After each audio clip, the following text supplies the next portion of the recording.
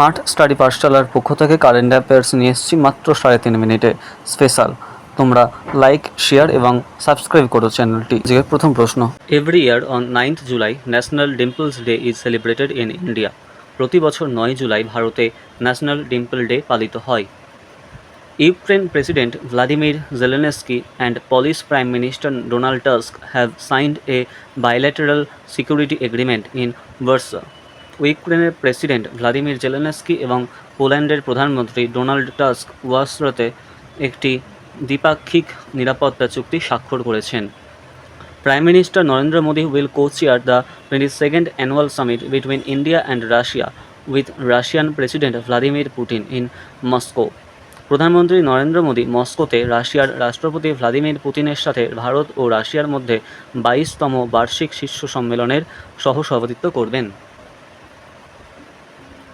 President Draupadi Murmu inaugurated the Dibbo Retreat Center of Brahma Kumari at Haridamada village near Bhubaneswar.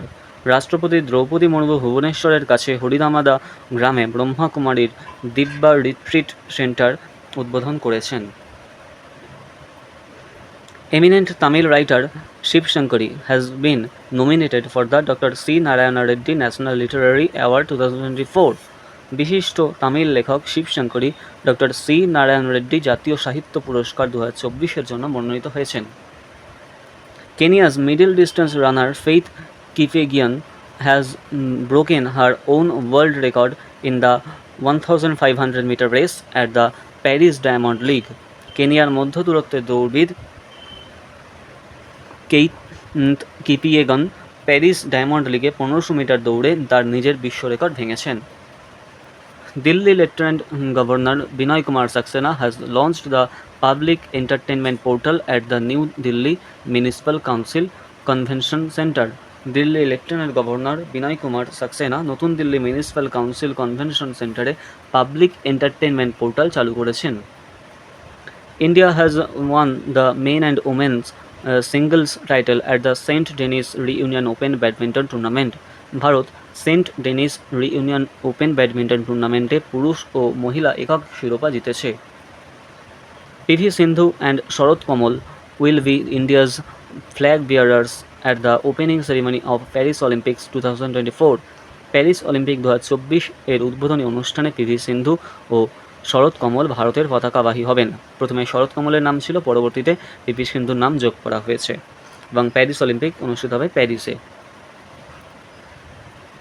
Jasprit Bumrah has won the ICC Player of the Month award for the month of June. June মাসের ICC Player of the Month পুরস্কার জিতেছেন Jasprit Bumrah, Indian player উনি। Tata Power Solar Systems Limited has recently launched Ghar Ghar Solar initiative in the state of Uttar Pradesh.